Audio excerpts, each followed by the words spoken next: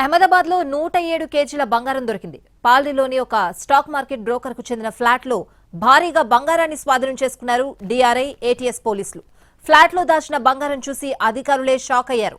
పాల్డీలోని Avishkar apartments లో 104 flat లో భారీగా బంగారం దాచారన్న సమాచారంతో 25 మంది అధికారులు దాడి చేశారు. తనిఖీల్లో 107 కేజీల బంగారం బయటపడింది. ఆ ఫ్లాట్ మహేంద్ర షా, అతని కుమారుడు మేఘ్ షాకు చెందినదిగా గుర్తించారు. వీరిద్దరూ స్టాక్ మార్కెట్ బ్రోకర్లు.